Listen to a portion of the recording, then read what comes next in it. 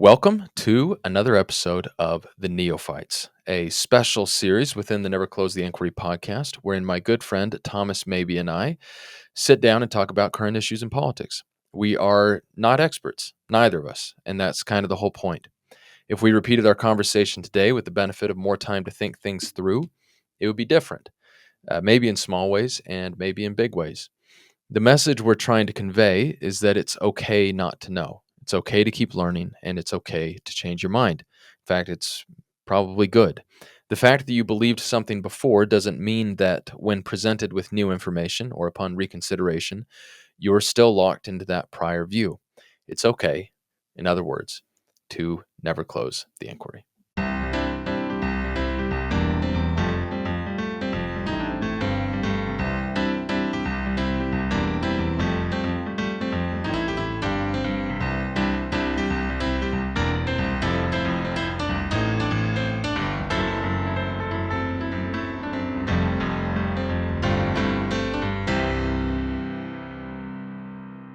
The Neophytes are back. It's been a little bit. It has been a little bit. Mhm. Yeah, this whole job thing. It took me a minute to readjust to full-time employment, and obviously you are. I'm more busy as well. Yeah, Yeah. but we are starting our process of overcoming, and we shall continue to overcome. Yeah. I think Something like that. something like that. Yeah. Uh-huh. Yeah. I don't know. Try to avoid making promises like this because inevitably end up breaking them all. Yeah. Well, I mean, luckily nothing's really happened since then. Yes. So- Yes. No. The nation has respectfully, refrained from doing anything too interesting that would Yeah. warrant Nothing's happened. There's no- widespread yeah, news coverage. No big news. It's been pretty boring. Yeah. Basically like Joe Biden's presidency. Just Yeah, much like that. yeah. And to be clear for the for all those listening, so we're recording this on Sunday, January 18th at approximately 1 p.m. Mountain Time. Just so the episode is probably not going to drop until Thursday. So if you're listening to this, most likely it is at least Thursday, January 22nd. So if we took over Greenland in the interim, the reason we didn't discuss it is because it had not happened as of the recording Yeah. of this podcast. Yeah. Hopefully they can hold out for a few more days. Yeah, well, the native Greenlanders. Yeah. My gosh. We will talk about that at some point.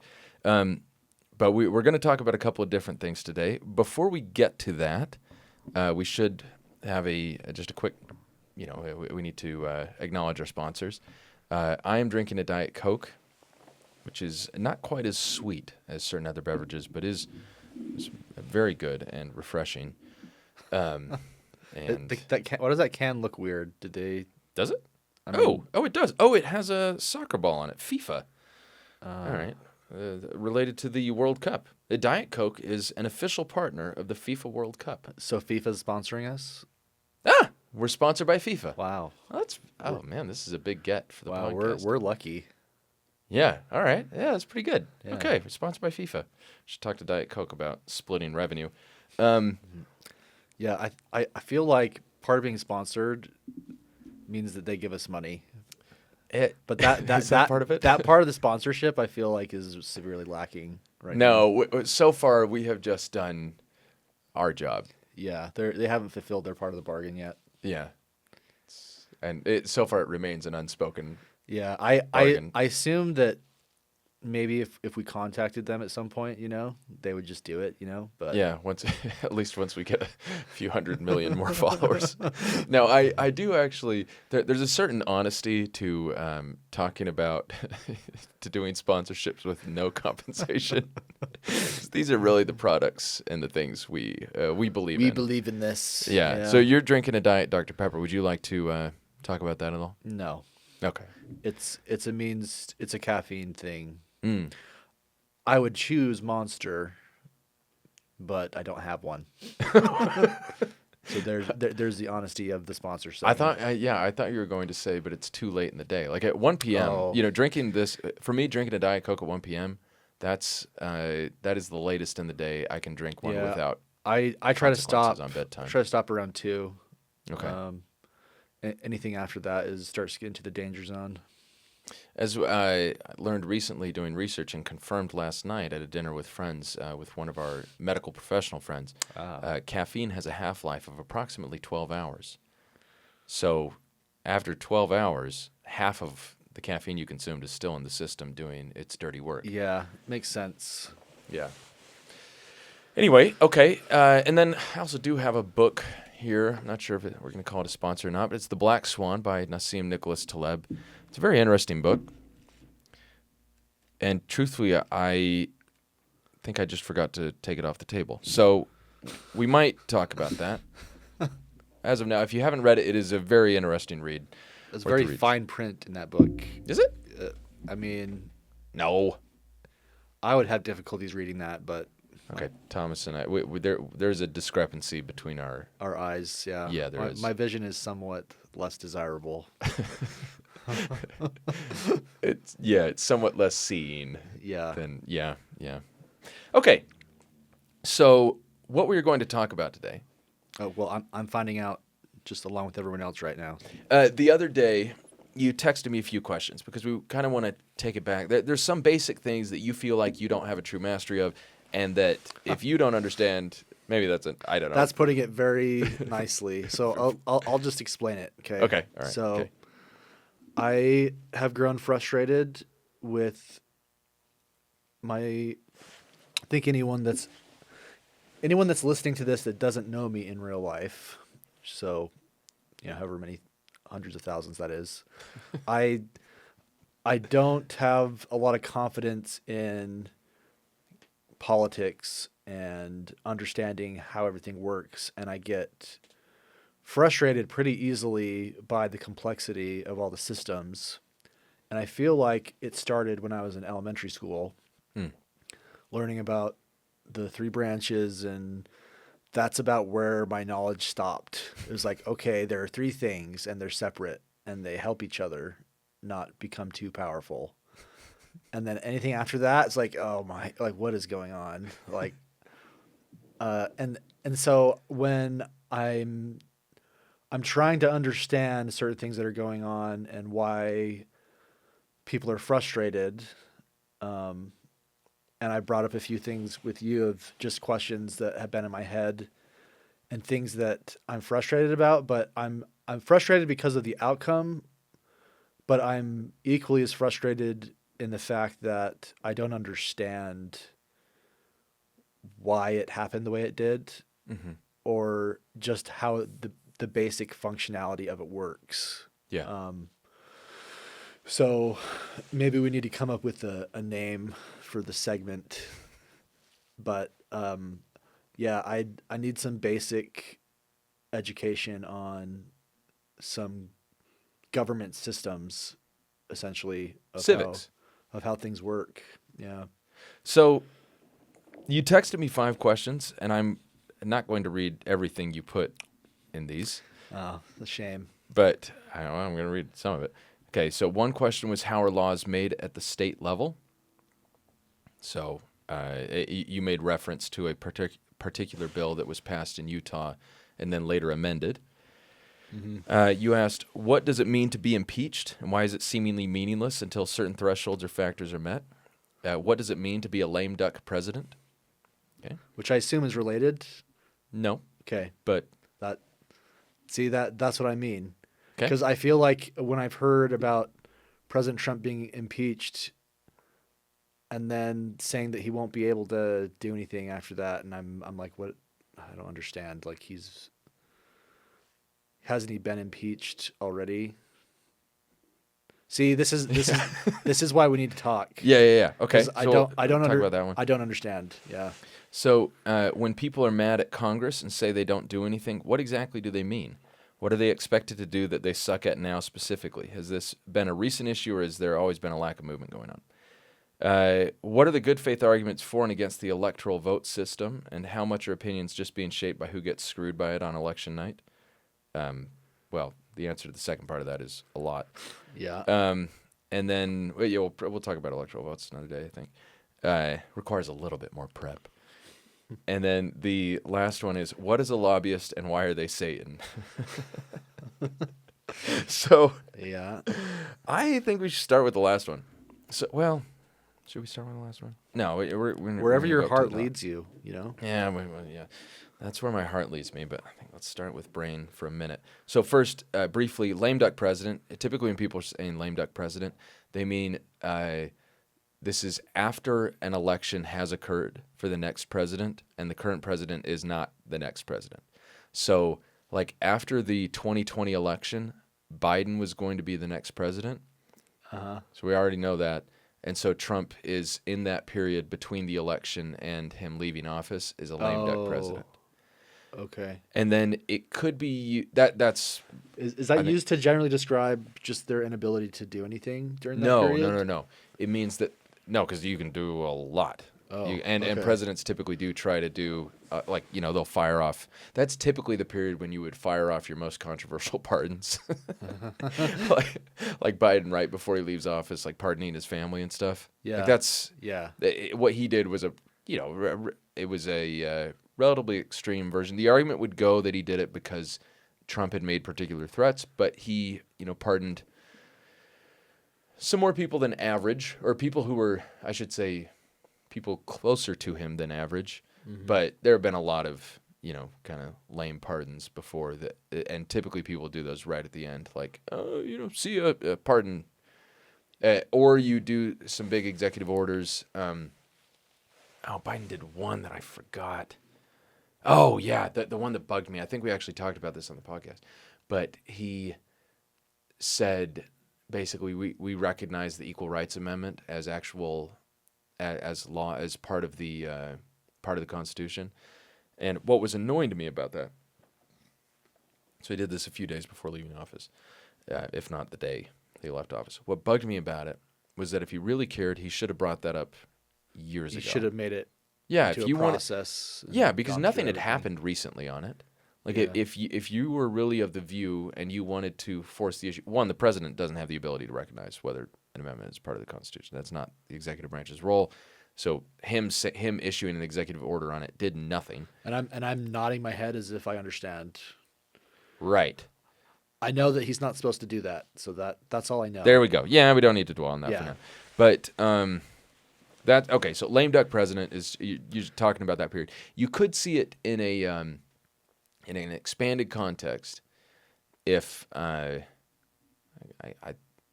guess if someone, like if they're at their term limit, they can't run for re-election.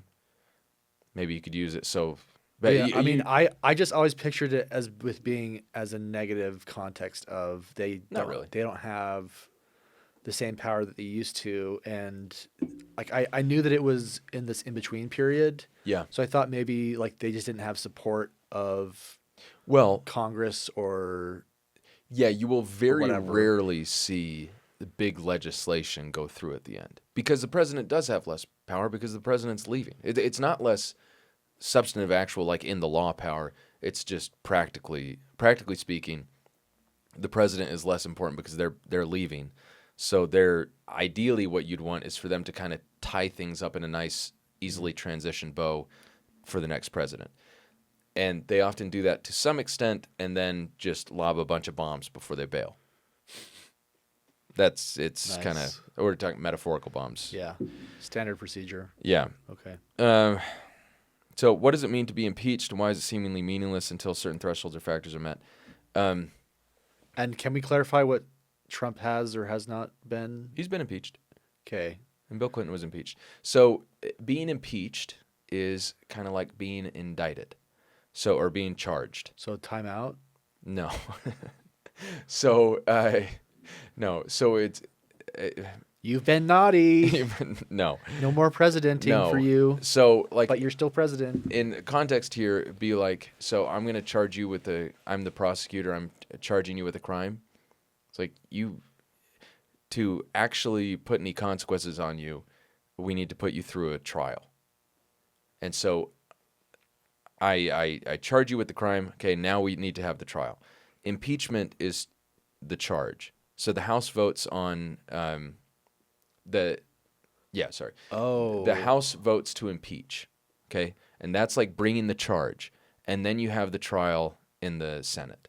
so what was Bill Clinton's thing He was impeached for for what? perjuring himself, more or Per- less. Yeah. Wasn't I'll avoid the jokes. No, he lied. He lied under oath about his dalliances with Monica Lewinsky, Okay. and so they impeached him for it. But then in the Senate, no one has ever been convicted after being impeached. You have to be convicted, and I forget the margin. I think it's a 2/3 vote, but you have to be convicted by a trial after trial in the Senate. And so what does in Bill Clinton's case, what did the impeachment do? Well, it does nothing. It means that you have to go to a trial in the Senate. So it doesn't. There's no consequences per se. There is no. So if you are impeached and convicted, you're removed from office. But if you're not convicted, then you're not removed from office, and there's not like an interim period where you can't exercise the power of the president. So you just kind of carry on as normal. Yeah, yeah. So ideally, it would be like an embarrassing thing to happen to you. It is an embarrassing thing to have happen to you, generally speaking. You do not want to get impeached. Yeah. Usually, yeah. Okay. And do we have it because you normally can't sue a president or can't? No. This I would look at it. This is less about criminal or civil liability and more about should this person be in charge of the United States. Huh. And it's supposed to be, is it high crimes and misdemeanors? I forget the exact terminology, but it's like we have our standard process for keeping people in or removing them from office through elections. But then during the interim period when they're actually in office, they might do something that would warrant their removal, where we don't have an election. So and that's we're not the gonna set up a mechanism special. for that. That is the mechanism, and it's just not used. It has Because Nixon resigned yes, rather than go through it. And do you think he would have been actually? What do they call it when it's Convicted. convicted? Okay. I think it is likely he would have been convicted.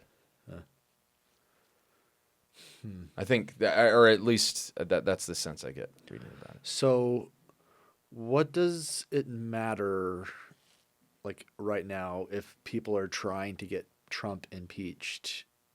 No, Like it doesn't. It doesn't, right? Not really. Because I No. feel maybe it's just trauma from growing up during the Clinton era, but Yeah. like hearing impeached, it has like this impact for me, where it sounds like as far as how the government functions, if he's not going to get the votes to be convicted, then it's just kind of like a whatever burger. Kind of. It's an expensive, very dramatic whatever. Because you do have like the trial if you're impeached, and before you're impeached, the House of Representatives will have a big, they'll have a big vote on it. You bring articles of impeachment. So it's And- PR. I mean, I'm trying to figure out like what purpose it serves if it doesn't change. No, but I think people bringing articles of impeachment, and they do tend to be threatened or brought from time to time as kind of shows. I think they might have been brought a couple of times during the Biden administration. I'm forgetting now.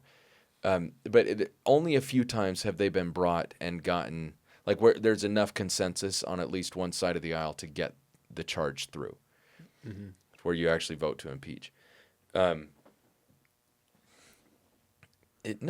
think the defense you make is people, they do it in good faith. And like the fact that something might not work doesn't mean you shouldn't do it if you think it's the right thing to do. Yes, that's a more philosophical. That's a philosophical. Like, is it worth it? Yeah. What does this say about humanity? Yeah, and it falls in that category of considerations. Got to do the right thing, you know. You got to do the right thing. Yeah, and you know, if you think that Bill Clinton should be impeached because he perjured himself, and lied about having an affair with a 22-year-old or whatever intern, then go for it. Now, granted, a lot of the people who were trying to impeach him had affairs of their own that had come out. It was so the Democrats have always said that Republicans were being massive hypocrites, which is, certainly possible.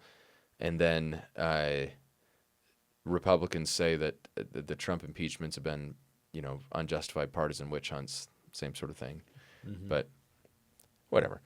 But yeah, that's so impeachment. The House brings the charge, and then you have a trial in the Senate, and the Senate votes whether or not to convict. Okay. And the Senate it never voted to convict a president. I feel like I actually understand that now. Yeah, that one, it's not the most complicated thing in the world. Yeah. I really do think it is carryover from my childhood, like legitimately, of just being like, oh my gosh, Bill Clinton was impeached. It is a big deal. So, maybe it seems like less of a big deal now because Trump was impeached twice, and it just gets added to the long list of things that people have tried to do to stop Trump that have not worked. Mm-hmm. But no, it is a big deal, and it represents, to be impeached means that at least 50% of the House of Representatives voted to say that you should not be in office. That's a fairly significant thing. That's not. Yeah. I think for the most part, that it doesn't get to that threshold willy-nilly. There's always going to be some group of the House that's like, we should impeach the president. But it's usually some small group. For it to get up to the full group of Democrats or the full group of Republicans generally means either it's a really important partisan point or a lot of people genuinely believe it. Okay, so let's do this one. What is a lobbyist and why are they Satan? Tell me what a lobbyist is. I'll tell you what in my great wisdom, what a lobbyist is. Okay. So it's not legal to directly pay someone to do something in the government per se. You're saying it's not legal for someone bribe. to be like, okay, yeah. Like I want you to make it harder for people to get medication. Okay. If someone strange bill, right, or like I want you to make it more expensive to buy diabetes medication. Okay. And because they can't pay someone to do that, you're saying they can't bribe congresspeople to vote, right, to make diabetes medication more expensive. Yeah. Okay. So instead, they pay some guy, probably a scumbag of some sort, that wears really nice clothes, carries like a very pompous briefcase, and takes them out to dinner, tells them about stuff, says, it'd be a real shame if this house in New Hampshire were to go to someone else. And by the way, there's this bill that is doing X, Y, and Z, and these special interest groups are very keen to see it go through. Wink, wink. And then pays for their dinner, hands them $50,000 or something. I don't know. So like a bribe. Yeah. Yeah. Okay. All right. And then they form some sort of a relationship where they get to hear what the people that have money and are in charge want, and they have a close relationship with that person, so they can do whatever it takes to try to sway their opinion in one way or another through legal wink wink means.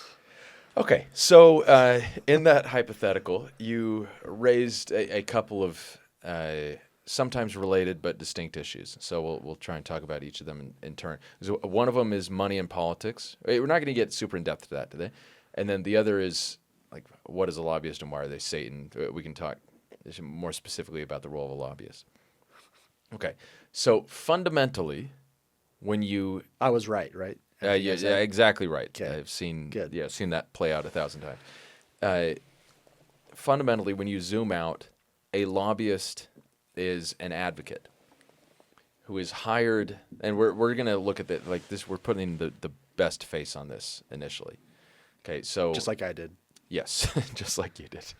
So, lobbyists are advocates who are hired by individuals and organizations to advocate for some particular interest to elected officials or to commissions or whatever. Mm-hmm.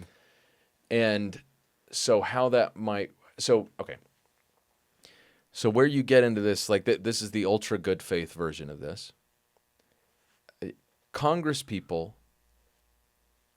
are asked to make decisions regarding a very wide range of topics about which they have no prior knowledge and before coming into office, and very little chance once they're in office to come up to speed in any real material sense. Like there's a lot of stuff they just don't know, and that you could not. You wouldn't really, expect them to know. You could, yeah. Like we kind of vote. you We could- vote for them like they would know or should know, but Yeah. you couldn't, in a human sense, expect them Right. to really understand. And so, a lot of these Congress people, they have staffs. They have staff members who can do research for them and inform them about issues. But a lot of the information they're getting is going to come from lobbyists. So let's say that there's a previous guest on the podcast, Casey Burgat, I forget how to say his last name, which is shameful. Tisk. But he compiled a book, which I placed somewhere in this room. As you look around. I'm looking around.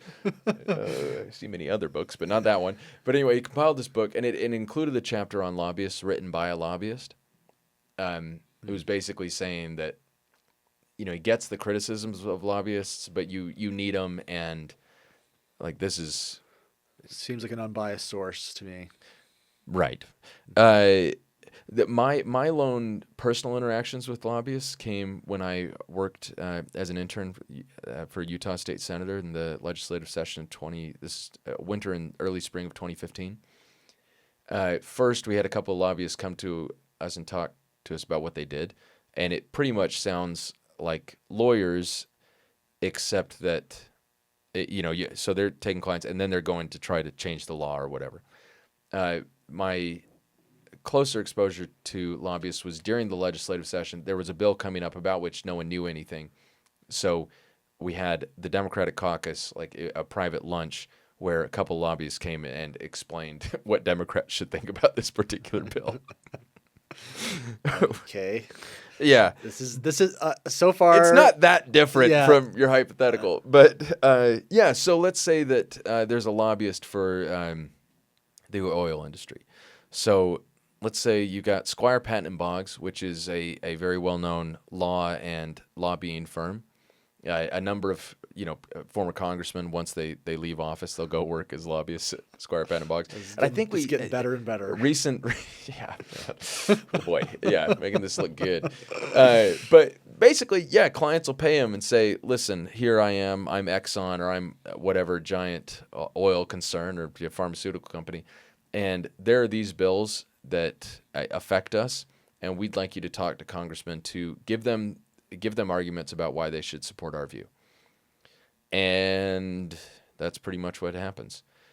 Okay, Yeah. where's the wink wink nudge nudge New Hampshire House coming in? So that is the kind of dirtier form of lobbying, I guess. That's where we're talking. That's just But like standard there's bad stuff, I guess. super PAC, So that's different. and that basically is Well, semi-different. that's like legal bribery is how I Yeah, think of that. that's a pretty good way to. Yeah, we're talking money in politics. Yeah. Yeah, obviously there's a huge amount of money in politics, and like campaigns can only take individual politicians can only receive so much themselves from individuals, but then you have super PACs which can accept unlimited, I think generally undisclosed, can't remember, but they can take unlimited donations, and then as long as they don't coordinate with the politician, him or herself, and the politician's campaign office, they can do whatever. So like a super PAC could spend $500 million on ads in support of Ted Cruz or whatever. And as long as they don't say we want to make diabetes more expensive directly, then they can donate that. Well, what? No, they could do that. Well, but they couldn't work with him to make it so. You can't.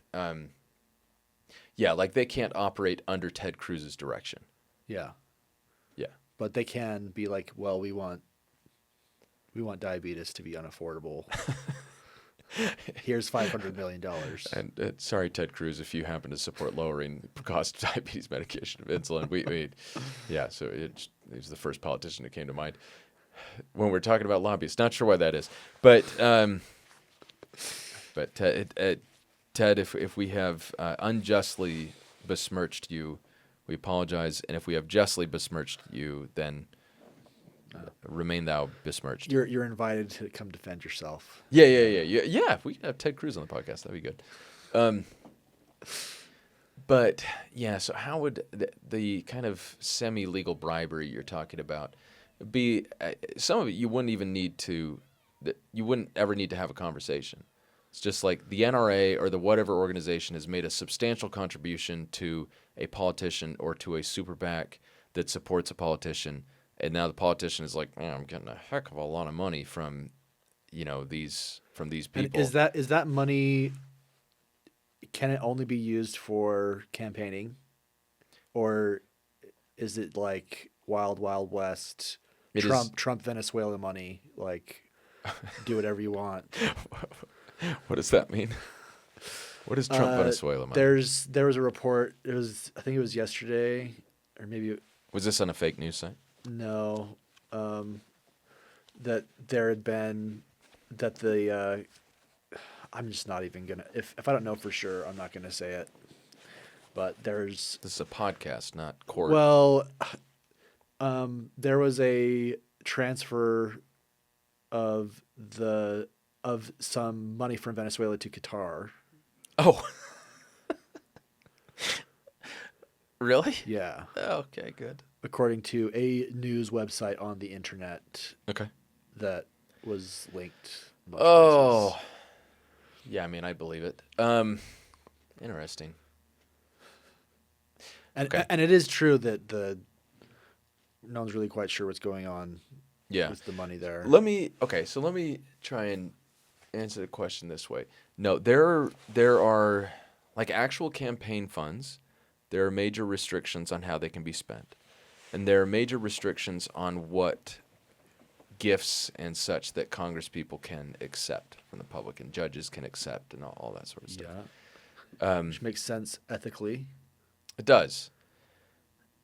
However, there are fewer regulations and laws that govern the activities of super PACs and dark money groups, and like if it was found that they built a house for some legislator or whatever, that person would get in a lot of trouble, or should get in a lot of trouble. Uh-huh. But winning elections depends a lot on how much money you can raise to fight them. And if an organization, they've put $2 million into a super PAC that's supporting you, you're likely to kind of adopt their line on a lot of things because you want that $2 million to keep coming. Yeah. And that's BS. Yeah. Which is why Satan. Yeah, no, another chapter in this book was about politicians raising money. And yeah, no, it's they spend a lot of their time doing that type of stuff. They spend a lot of time doing that type of stuff, and it's why you'll see like with impeachments and a lot of things like that and congressional hearings, you will see some politicians like seem to be there. They're asking earnest questions. They're trying to get to the bottom of some issue. And then others, they've prepped and they're trying to get their moment, their Instagram moment, their fundraising moment, because they want money so they can go win elections. Yeah, no, there are a number of perverse incentives. Are there good lobbyists?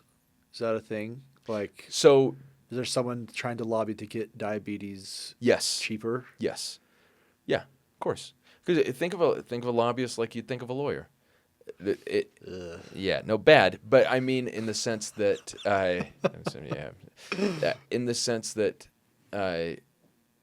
what the arguments a lawyer makes to a degree depend on who's paying them. Oh yeah. And so there are good organizations that want to do good things. And when we say good and bad organizations, let's say a bad thing for a company to do would be to want some law that gives them some particular, like gives them an unfair business advantage. Monopoly. Yeah, something Which like certainly don't exist today. no, but well, okay, there's different kinds of monopolies. There are a lot of different kinds of monopolies, but there's a difference between like winning a monopoly because you run a really good business, or being a state-run monopoly where you're limited as to what kind of profit you can make on stuff, and then being a monopoly where, or a dominant business where you have gotten the government to pass certain laws that make it particularly difficult for other companies to challenge you.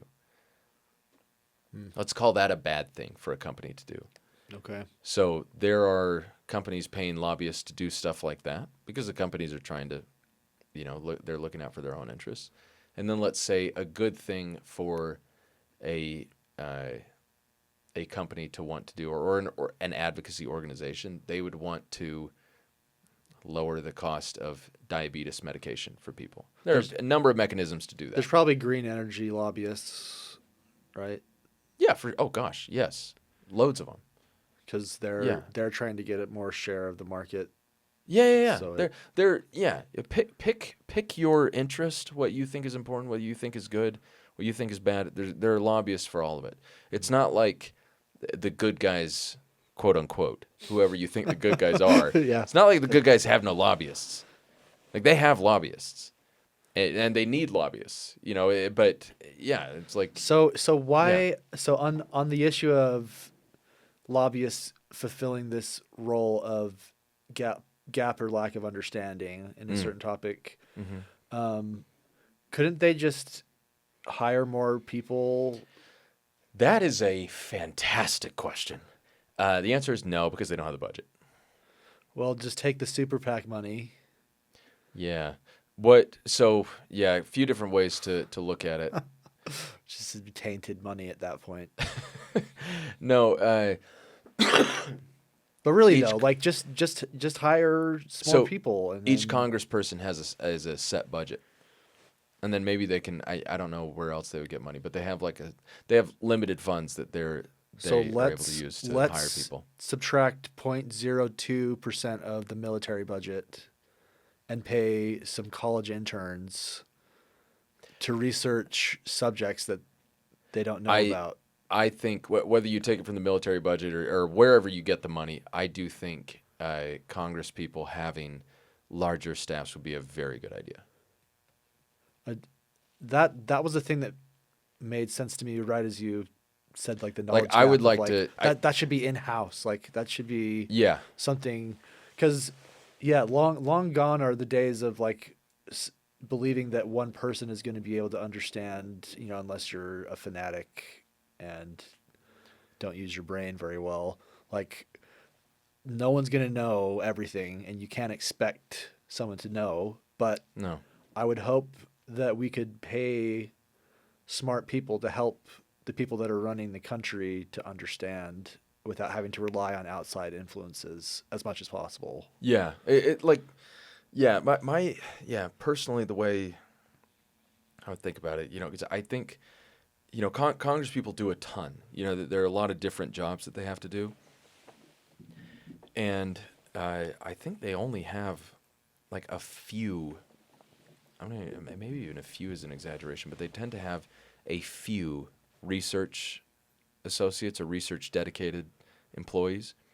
You'd want them to have, like, I would prefer to multiply that by like, almost like 10 times. That maybe that's overstating it, but yeah, I would prefer Now they have a larger AI, staff. right?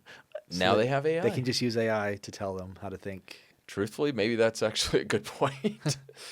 Or not to teach them how to think, but at least to inform them Well, I on mean, things. there's a way less of an excuse, I guess. But I mean, the information Although- that they get from there is not going to be accurate Well, it could be. or specifically tailored to whatever issue they're talking about. I mean, there are limits to AI at the moment. Yeah. Yeah. But yeah, maybe that will that will magnify the efforts of the few underpaid interns doing research. It's horrifying. The AI or the what? Oh, just the like lobbyists? yes, just I would prefer our senators would ask humans about stuff first, Mm. but yeah, I'm sure their jobs will be taken by AI if they haven't already. Whoever. Yeah. Yeah. What I think what we'd really like for our politicians is omniscience. And I think that is going to be a tough get. Yeah, now that is why we need AI, Omniscience. because that's the only Yeah. way we're going to get close to that. You give us 5 years, we'll have a robot running for running for office. Yeah, Certain where districts. where was his hardware made? He wasn't made in America. He can't run for office here. Oh, yeah, that'd be an interesting court case. Yeah. Okay.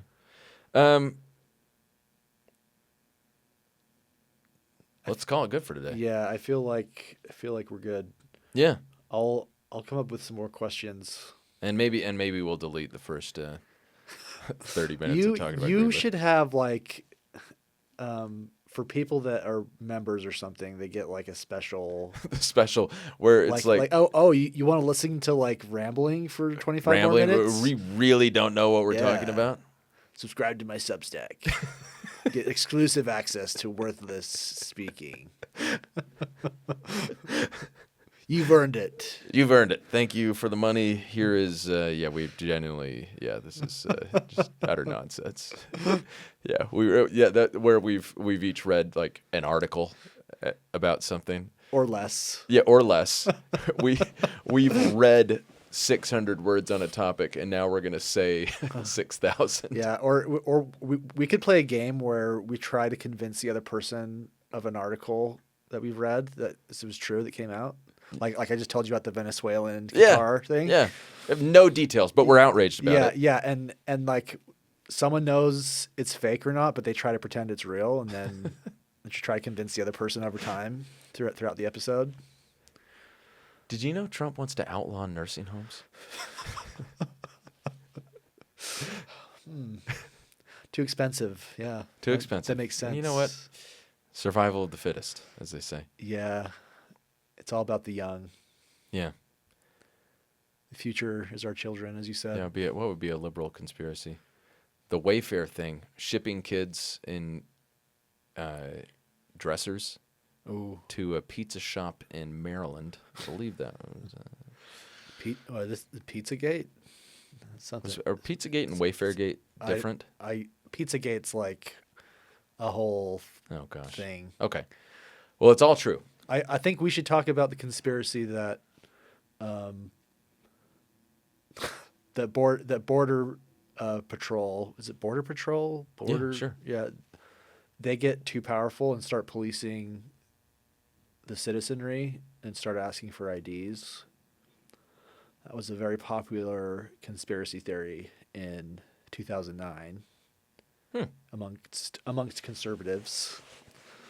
And some may say that it's happening right now with ICE. Wait, the conservatives were concerned that Border Patrol would be stopping American citizens and looking at. So the theory was the conspiracy was that it was going to start with a immigration focus of like, we got to protect our borders, and then slowly using the surveillance state, closing in and getting police to patrol, asking for IDs. And this was a conspiracy theory in 2009, and it was one of the reasons people would be like, we got to stock up on guns, and because when the tanks come, we got to shoot them with their rifles and stuff.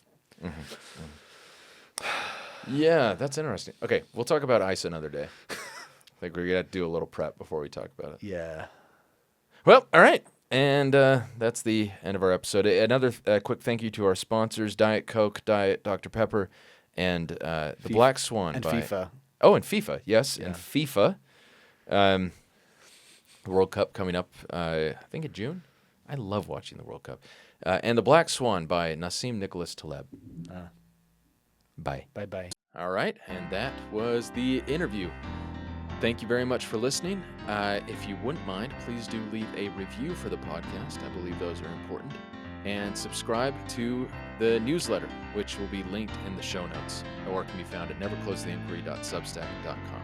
Thanks.